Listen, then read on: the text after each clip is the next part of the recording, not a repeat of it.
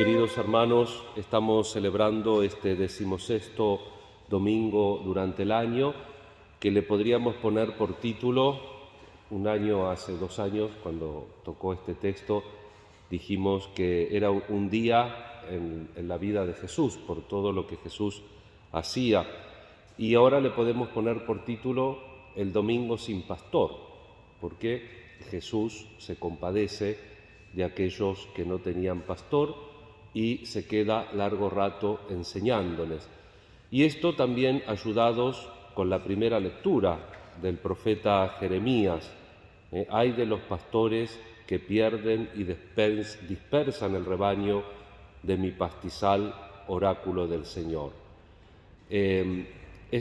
Obviamente en este domingo también hay una prédica para nosotros, los que tenemos el oficio pastoral, las personas, como recuerda San Agustín, consagradas al ministerio ordenado, tienen por un lado la responsabilidad de pastorear a los hermanos y por otro lado tienen la responsabilidad de dejarse pastorear. Como decía San Agustín, yo soy cristiano con ustedes y soy obispo para ustedes. Y los sacerdotes son cristianos con el resto de los cristianos y somos presbíteros para el pueblo de Dios y tenemos que desempeñar su misión. Pero el Señor, a través del profeta Jeremías, entendiendo cómo es la naturaleza humana, pronuncia un oráculo. Dice: suscitaré para David un germen justo, él reinará como rey y será prudente, practicará la justicia y el derecho en el país.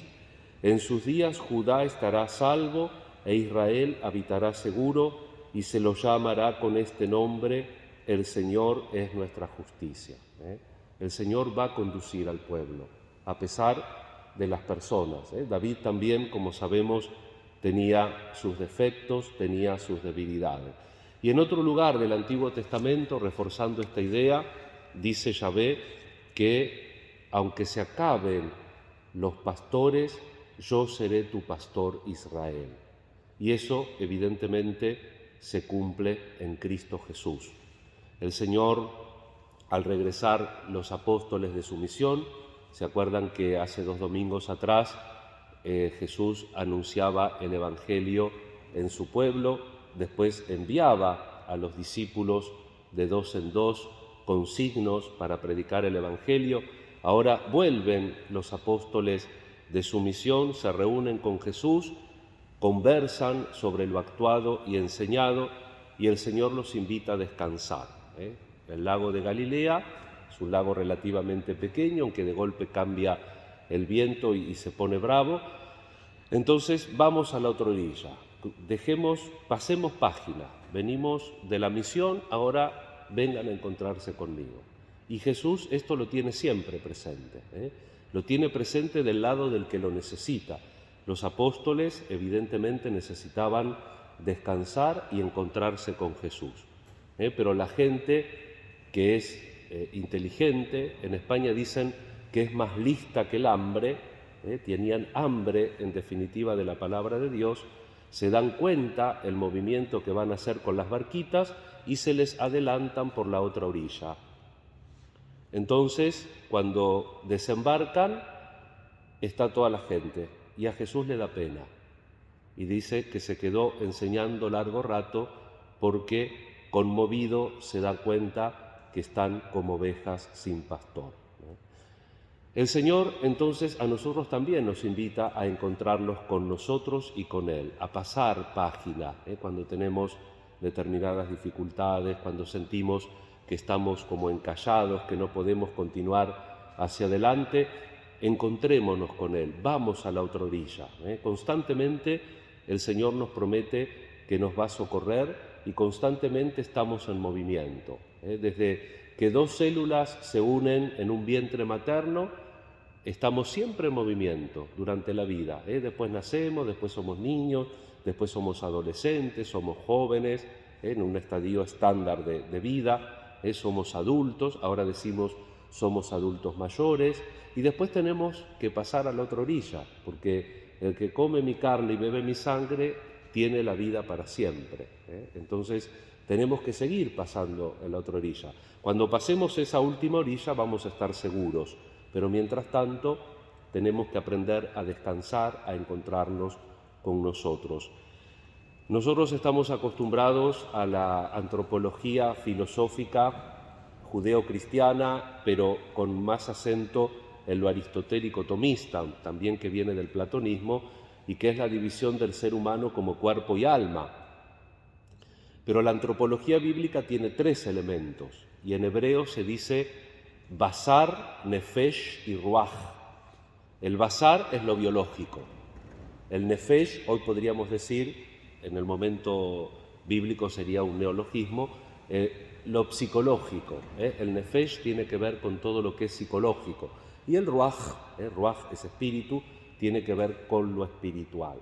Las 3 partes de lo que somos, no es que es esto más esto más esto, sino que nosotros somos eso. Somos biología, somos psicología y somos espíritu. Y entonces las 3 cosas tienen que estar. Les vuelvo a repetir lo mismo, creo que el único que está contento con el frío soy yo, pero yo sé que el frío, si uno tiene sumo frío y por ejemplo está temblando, la biología pasa su factura. Ni les cuento si tenemos una dolencia, algún dolor o nos quebramos, ¿cómo estamos? Es el cuerpo, es la biología, el basar, pero tiene que estar equilibrado. La psicología, lo mismo. ¿Cuántas cosas descubrimos ahora, enfermedades? Y no sabe lo que tiene. ¿Y qué pasa? Está internado. ¿Y es estrés? Cuando no saben, es estrés. Sabemos, hace mucho tiempo ya que se sabe, que uno somatiza. Soma en griego es cuerpo. Somatiza las cosas psicológicas que le pasa. Entonces también el aspecto del nefesh tiene que estar equilibrado, psicología. Bueno, nadie se va a recibir de él sano. Mientras podemos andar, mientras podemos hacer las cosas, tratemos de mantener también un sano equilibrio en lo psicológico. Y por supuesto que también lo espiritual, necesitamos trascendencia. Hace un tiempo, relativamente poco tiempo, la ciencia que ahora está más de moda y que rige todo, la neurociencia, encontró en el cerebro el lugar para lo religioso. Y entonces ahora, antes lo negaban y ahora sostienen que el ser humano biológicamente también viene preparado para el factor religioso. Después veremos el contenido, la ciencia no nos dice el contenido, pero sí que el cerebro humano está preparado para lo religioso. Entonces tenemos ese elemento espiritual que también tiene que estar bien nutrido, que tiene que estar equilibrado. Así que, hermanos, vamos a pedir al Señor que nos enseñe también a ir a la otra orilla a descansar, sobre todo tratando de encontrarnos con Él. Después de este domingo, el domingo que viene, vamos a dejar un poquito el Evangelio de Marcos y nos vamos a escapar al Evangelio de Juan para ver la multiplicación de los panes, Jesús que va a anunciar la Eucaristía, pero primero va a alimentar el cuerpo, porque Dios no se olvida de las necesidades. Acordémonos hace unos domingos atrás, cuando Jesús resucita a esa niña, lo primero que dice, no dice, bueno, que vaya a ser un Ave María, no se rezaba el Ave María en esa época. Lo primero que le dice es, denle de comer. Jesús es consciente de las necesidades que nosotros tenemos. Y entonces refugiémonos en Él, aprendamos a atender toda nuestra vida también para poder donarnos a los hermanos, porque si estamos mal no nos podemos donar bien. Para donarnos bien al otro tenemos que estar bien y tenemos que atender nuestro basar, nuestra biología, nuestro nefesh, o sea, la psicología, y el ruach, la espiritualidad que todos necesitamos. Nos encomendamos a la Madre de Dios y le pedimos al Señor por todas nuestras necesidades, le pedimos por el Papa Francisco para que termine su proceso de curación, le pedimos por todos los enfermos, especialmente por los de nuestra comunidad, por nuestros familiares y amigos. Le pedimos al Señor por todas las personas que se encomiendan a nuestra oración y por todas las intenciones de la misa. Que así sea. Creo en Dios